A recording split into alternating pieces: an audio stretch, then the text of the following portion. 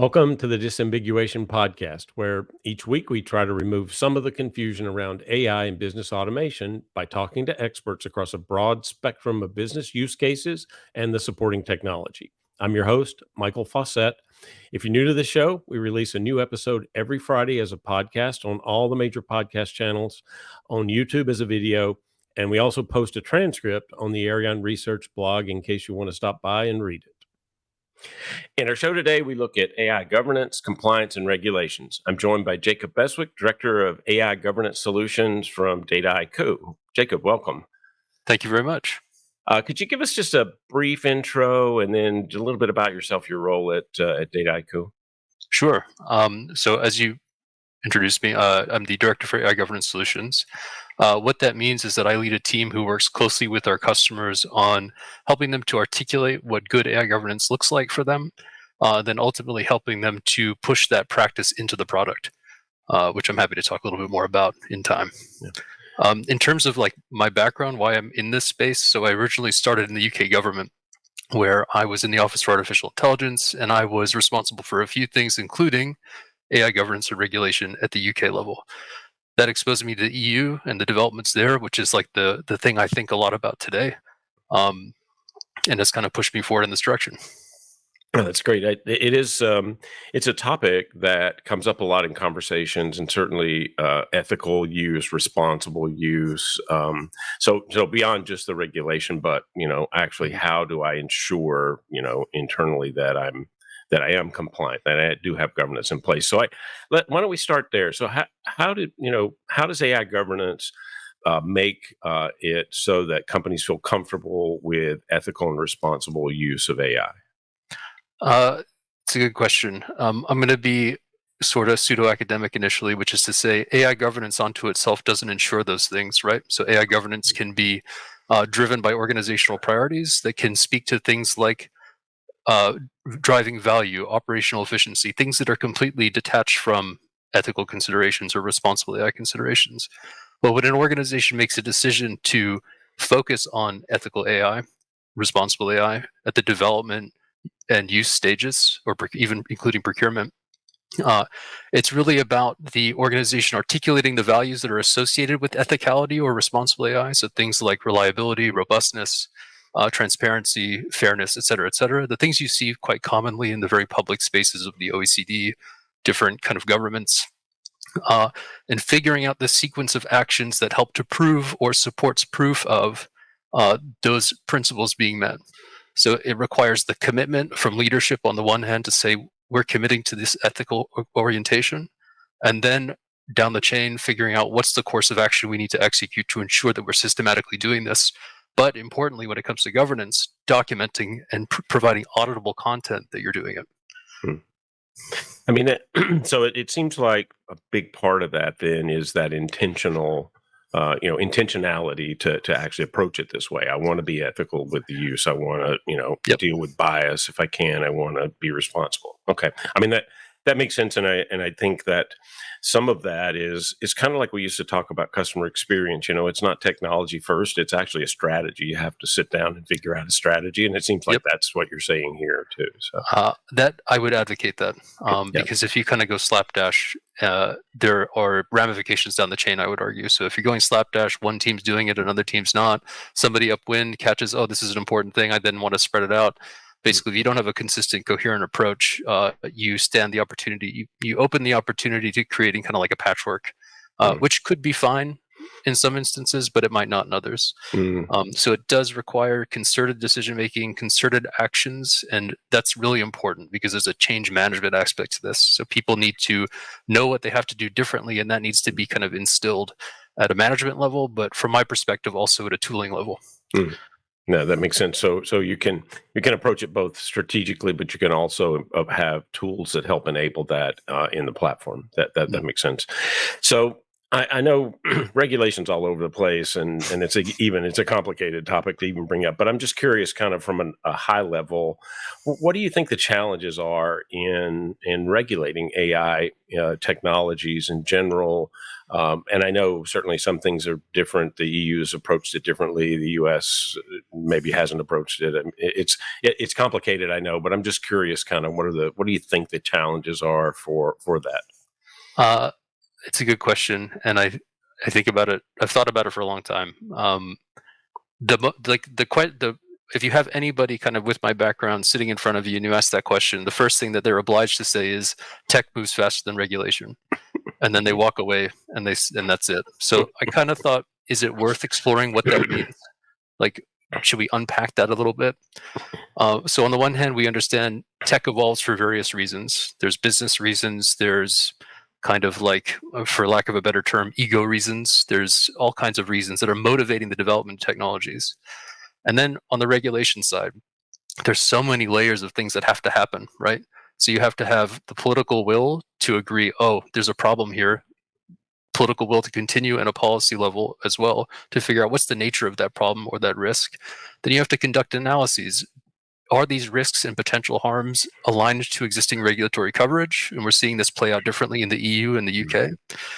And then it goes all the way down to figuring out what's the course of action we have to take. How do we actually operationalize it in the market through regulators or other kind of public entities?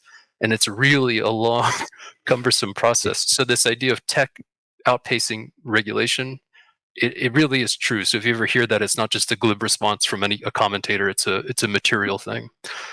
So that's the obligatory response. The next one is really the one that I'm intrigued by and that I'm seeing kind of surface in particular. The latest draft of the EU AI Act is supply chains. So this idea of, okay, if you're company A and you decide you want to start using AI, your approach might be, okay, I have data, I'll clean it, I'll use it to kind of develop some models and use those models in particular use cases. And it's all really internal, right? And so regulation, as you would read it, would apply to you and you alone, right?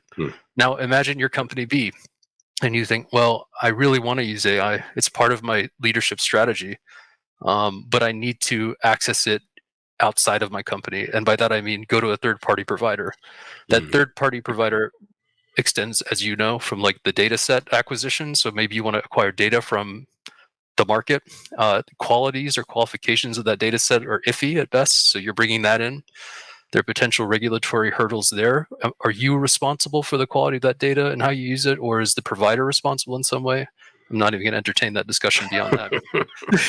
Yeah. Then there are issues. So, okay, you've got your data. You know you want to execute a use case. You've done your research. You figured out some model providers, and you want to use something from a third party.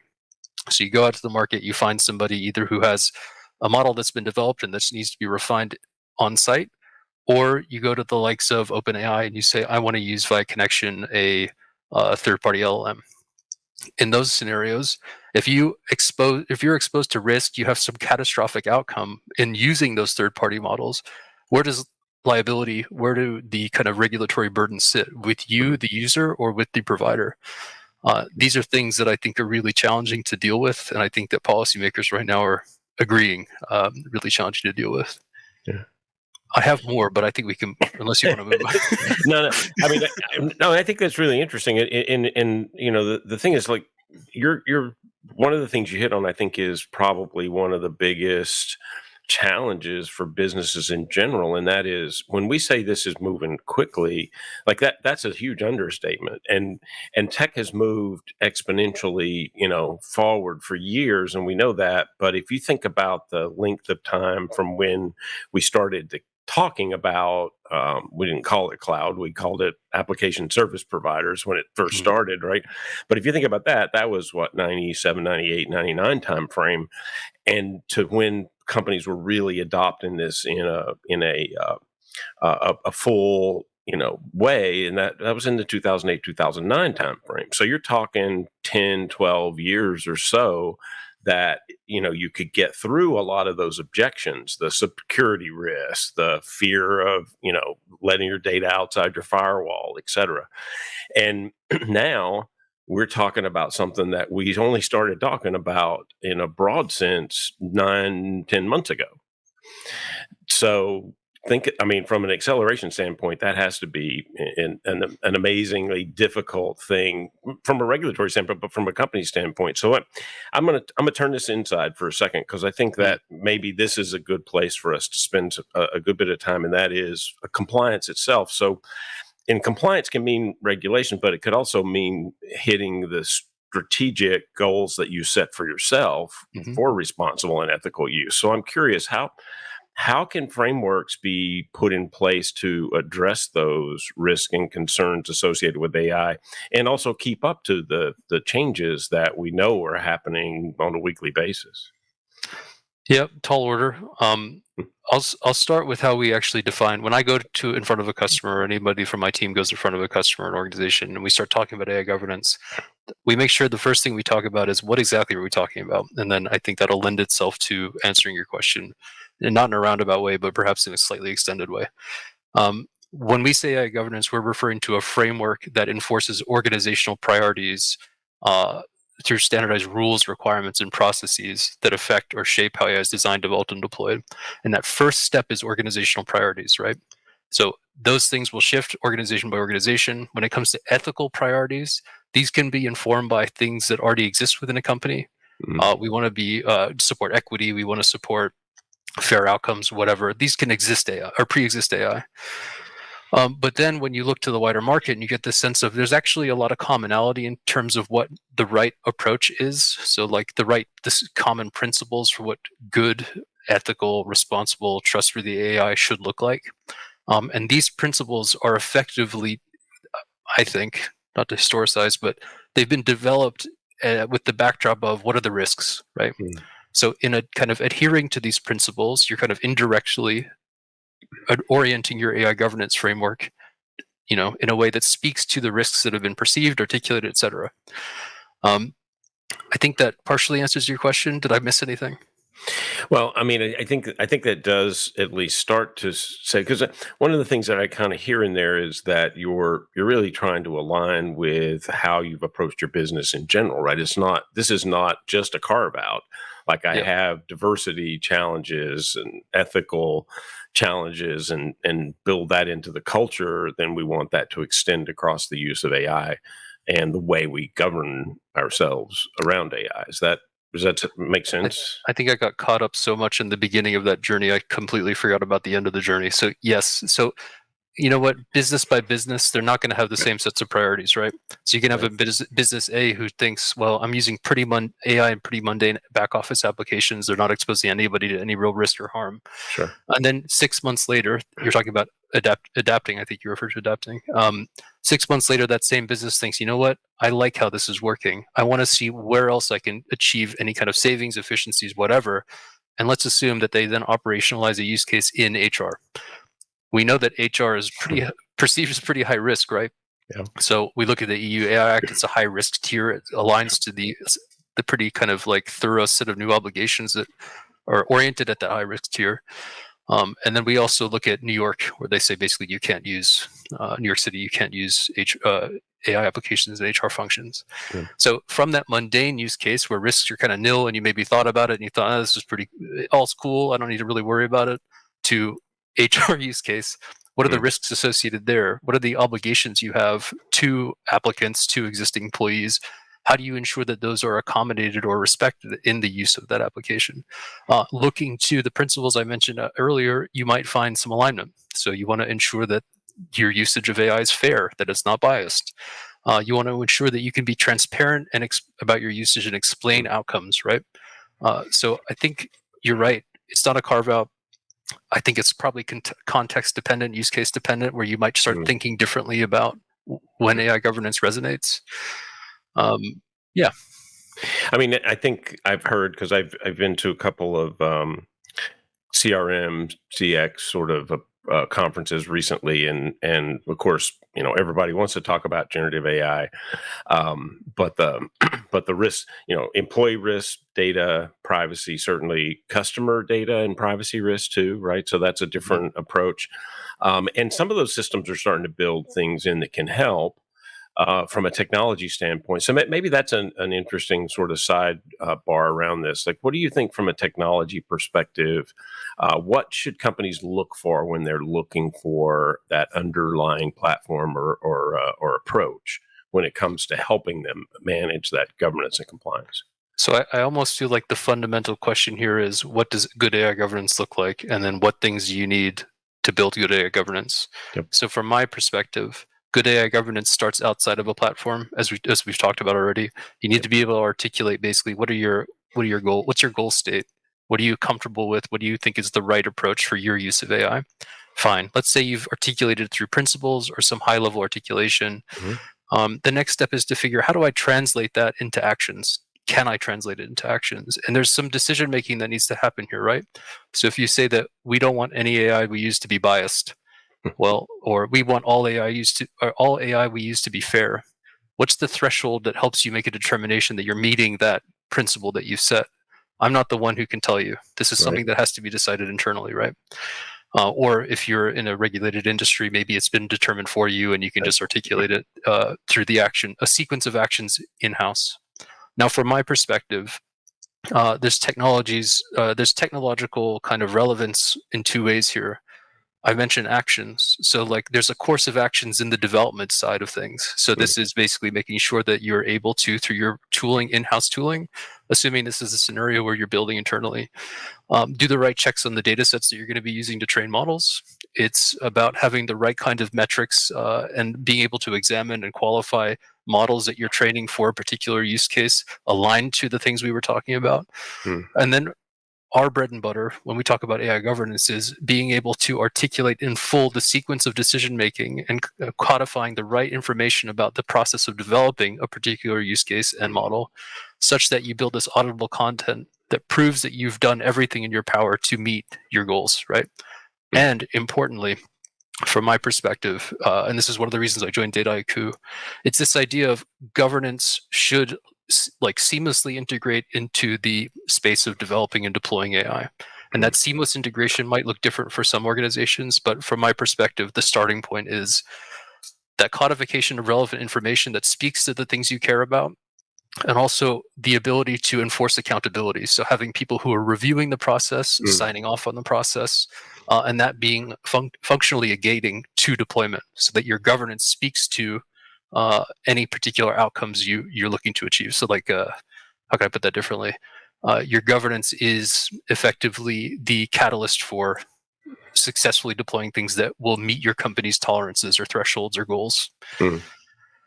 So it's built in then to the process of going live with whatever that activity use case might be, and you're testing, you're ensuring that you've documented that as you are going through that process. Then that was a much cleaner way of saying it. Yeah. That's what I'm supposed to do, right?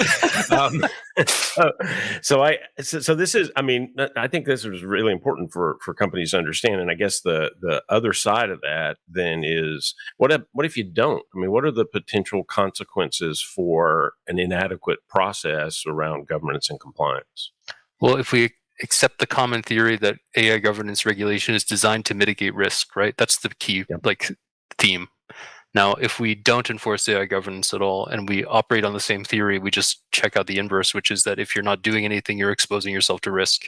What that risk looks like will depend on the use case. So if you're doing something very public, we've seen this time and again in I can't even remember going back to when, but very public mess ups, let's just call them mess ups, whoopsies, which are beyond whoopsies, where companies basically have to put their tail between their legs and, remove a lot of investment in particular products and services because of an outcome that could have been mitigated with a governance approach. We see it in the public sector. I mean, we saw it in the UK when they were using some kind of algorithm to make determinations on students' scores, test scores, right? We've seen it elsewhere in Europe. So effectively, if you're not deploying AI governance, it's like an insurance policy. You're exposing yourself to risks, and then you are, whether consciously or not, accepting the fact that you might have yourself a whoopsie. Yeah. Yeah. I mean, that makes a lot of sense because, I mean, and, in the US, we've had some of those sorts of like, oh, wow, you're doing that, like with algorithms, particularly around things like sentencing algorithms or, Yep. Places where there is really a clear risk of bias. And that the data set, it's very difficult to get a clean data set that would actually support that sort of an algorithm function, I right? mean, the scenario you're referring to, I think they used a model that wasn't even designed for that purpose. They just repurposed it. Plus the data. Yeah, no, it was a mess. Yeah. That was gross. I won't say that. That was careless. Careless. That's a guy. Careless is a Yeah. good word. Yep. So I mean, that kind of leads me into another part of this, and we talked a little bit about it's hard to regulate, but I'm curious. You deal with this all the time, and you talk to a lot of companies. I mean, what do we want government? What should what role government play in this? Like, is this something that we really do need regulation around, or is there some other approach that would be better? I don't know. I have a friend who I worked with in government and who we've maintained contact to this day, and he and I feel radically different about this, right? So he is like free market. Everybody should just do what they need to do. My perspective is not that. My perspective is government's, in theory, purpose is to set out kind of like approaches to various things that ensure that the public is safe. And part of that ensuring that the public is safe means exercising regulation or at least exercising expectations for what good looks like. Now, if I look at the global market or the global whatever, different countries, I can think of like two extremes. On the one hand, you have Singapore, who's come out with a risk management framework in 2019, and more recently AI Verify, which is a non-statutory or not legally required set of practices that are designed to support particular principles that they've articulated and reflect the reflections of what came out of the OECD. And then you have the EU, which is like intense. Like, it's quite interventionist. It's really thorough. It's really detailed. It will likely have a heavy burden on certain use cases or AI systems. Government's role looks very different in those two scenarios. So but the commonality is that both are saying this is what good should look like, and these are the things you should care about. Who am I to say whether this version, the EU version, is the right way or the Singapore version is the right way? Right. But what I do know is that the valuable thing is governments can come forward and say, theoretically speaking on behalf of the public, these are the things that are the good things. Yeah. Right. Aspire to that. Yeah. I mean, that is a very basic level, really resonates. And I think, if you're an executive in a business, part of the problem is knowing what good looks like. Like, I'm not sure. And some of the things inside of using generative AI are a bit opaque. So that is risk, and you need to be able to understand that. And if you don't know what good looks like, then how do you do? Yeah, that to me, that makes a lot of sense. So this idea of what good looks like, we can actually unpack that, right? So I'm referring to this very high level notion of kind of like a North Star, which is the, follow the North Star and then figure out the rest. But the rest is the complicated bit. The rest is like the actions I mentioned earlier. What do you actually do, right? And this is the space that I find really interesting, and it's the one that we're kind of getting embroiled in when we talk to customers or organizations who are looking to implement AI governance. Right now, there's no right answer, and we're kind of being prescriptive in that we're proposing like a workflow-based approach to governance that's integrated into the development and use of AI, right? It's not necessarily the case that everybody will follow that approach. They might take a really kind of like light touch approach. They might rely on things like spreadsheets. It'll look different for different places for different reasons. But that issue of how do you make it happen? It's an interesting time to be in this space because it's kind of, I was going to make a reference to like Manifest Destiny, but it's this period of like exploration and figuring out the right path.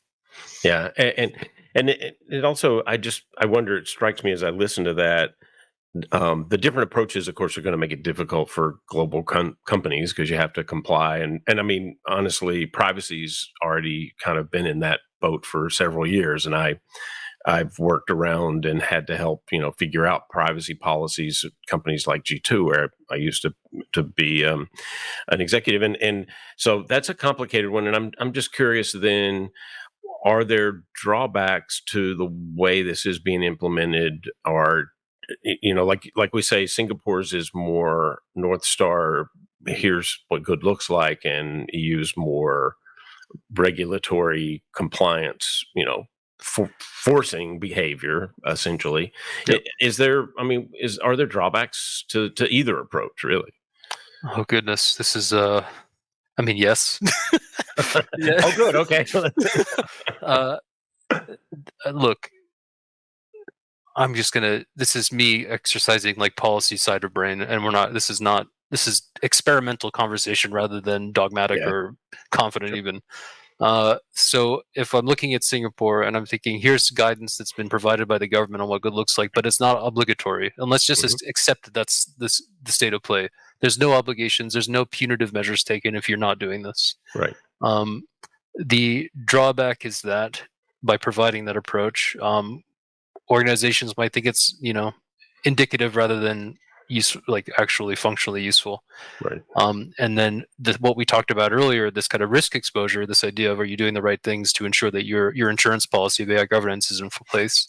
It might not materialize in a way that's beneficial to companies or the public. Singapore is an interesting context because basically I think if the government even makes a recommendation, companies will say, yes, okay, we hear you. Yeah. But we'll leave it at that. In the context of the EU, look, I'll talk to the state of play today, which is that we are watching trilogues happen. We are waiting for technical and political decisions to be made around what the content of the action look like. But we all know something's coming, right? Yeah. And so I think a lot of organizations are spurred on by the experience with GDPR to think more proactively about onboarding some of the things that they're reading in the text today. They're wanting to get ready. So getting ready at this stage is kind of complicated, right? Because nothing's real yet, but we have strong indications of the direction of travel. And so it's requiring, for those companies who are being very front-footed, investments without confidence that they're going to be the right ones or that they'll have to fine-tune, et cetera, et cetera. So there's a drawback there. In terms of a general drawback of a highly interventionist approach, some would say that being kind of rigid means that it's not allowing innovation. It's not allowing things to again, these are the things that somebody in my seat would have to say by obligation, which, may or may not be true. It's too soon to say. Yeah, it's an interesting balance, and that this is sort of a tech fallback, right? Oh, that stifles innovation. We can't have that. But there's also that dark side risk. So I feel like we've got it, and particularly in something that is growing so quickly, and is I think I think it was a McKinsey study that said nearly 100% of companies are going to do something with AI over the next 12 months. That's crazy. And not in a bad way. It's just like, whoa. There is real risk, and it's a balance. And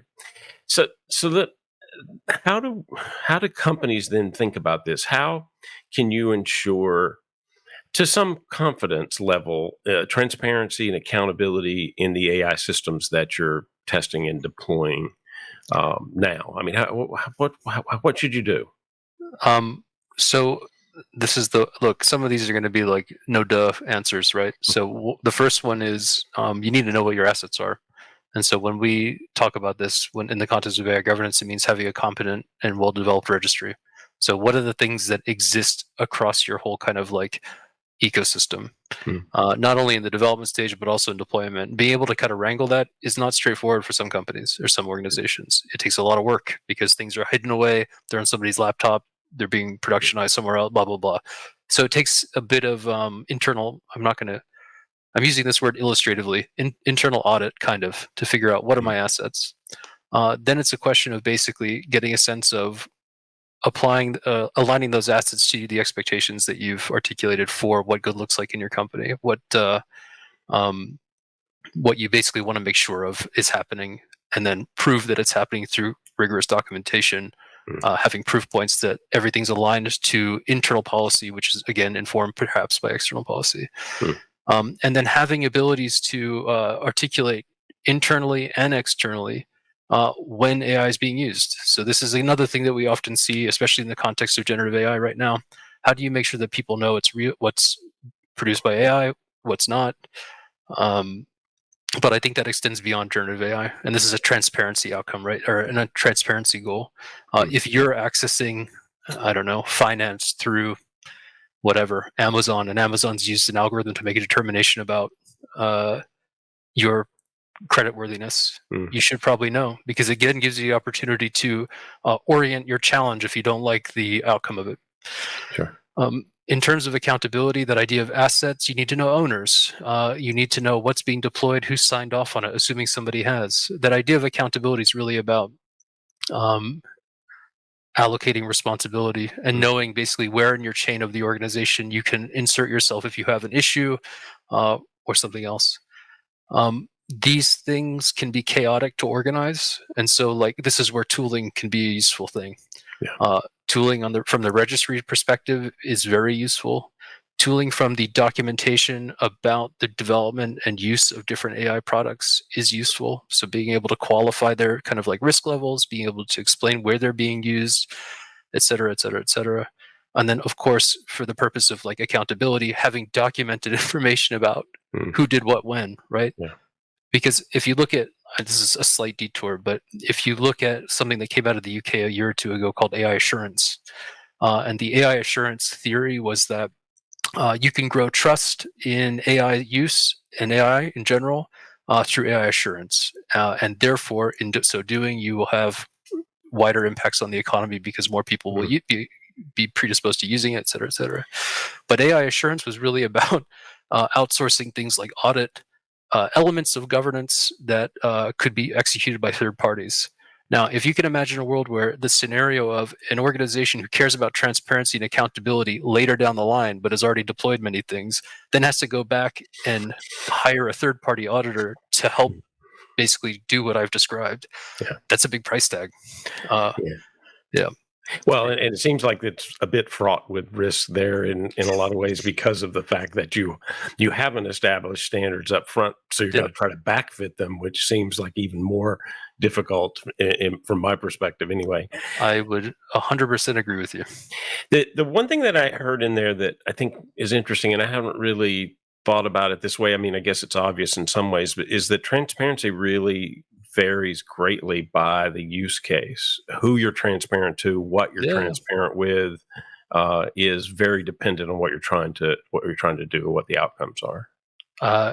Yes, I agree. And look, I'm not going to claim like intellectual ownership over this. This is something that's in the heading of implied in the heading of the one of the obligations set on the UI Act. It's transparency and information to users, information provision to users. And the idea of transparency on the one hand is just say, okay, you're using AI here. But then it comes down to the world of transparency and explainability, right? So it's this idea of, you're using AI here. Now, what else do you need to know? What else can we be transparent about? It might be line level explanations for why a decision's been made in a particular way. And that won't resonate in every circumstance, but it will in some. Yeah, so that thanks. I mean, that makes a lot of sense, I think, and some really actionable things that we've talked about today. That's really all the time we have. So, Jacob, I really want to thank you for joining me today.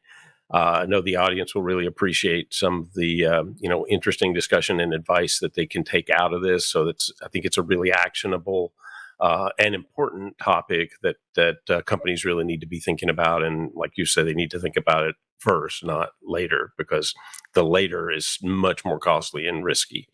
Before I let you go, though, my hard question of the day, I like to ask every guest, can you recommend somebody, a thought leader, an author, a mentor maybe who's influenced your career, or you think that the audience would find interesting to investigate and learn from?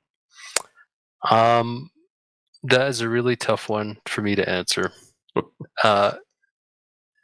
And I think that my get out of jail free answer is in all the jobs that I've had, what's been fascinating is that the things that I've worked on, especially in this space, are really pretty democratic, right? So it's groups of people coming together to hash things out rather than one individual here or there. So if you can withstand the laborious reads of things like, I don't know, extensive documents that reflect legislative developments or whatever, I would highly recommend looking into things like, if you haven't read the EU AI Act draft, you got to do it. You got to understand basically what's being laid out there, and know in the background that you literally had to start with groups of like, they're called high-level experts, coming together and like hammering out the details of what matters, right? So that to me is pretty inspiring. Similarly, if you're preoccupied with things like procurement, if you're preoccupied with things like what could principles look like at a risk management level, go to the NIST, National Institute for Standards and Technology's AI Risk Management Framework. Again, it's a long read, but it's useful because it helps to kind of open your mind to ways of thinking about challenging topics that we've covered today. Well, and could certainly inform your strategy as you're trying to think through that too. So it sounds like that would be really important to help with a basic framework that helps you understand kind of where things are going there. So yeah, that's good. Thanks. And I don't think that's a cop out at all, by the way. I think that's a very good way to point people. I mean, it's been a long time, and I certainly on my podcast have never recommended you go read regulations, but I think it starts today. First today. Yeah, that's it. It might happen more and more depending on how the world goes. That's absolutely the truth. Well, anyway, thanks everyone for joining today. Remember to hit that subscribe button for more on AI. If you want to check out some research, we did a survey in August and published a research report on the Arion Research site. You should check that out. It's a free download. And then join us next week. We'll have another interesting discussion around AI and business use of AI and automation. I'm Michael Fawcett, and this has been the Disambiguation Podcast.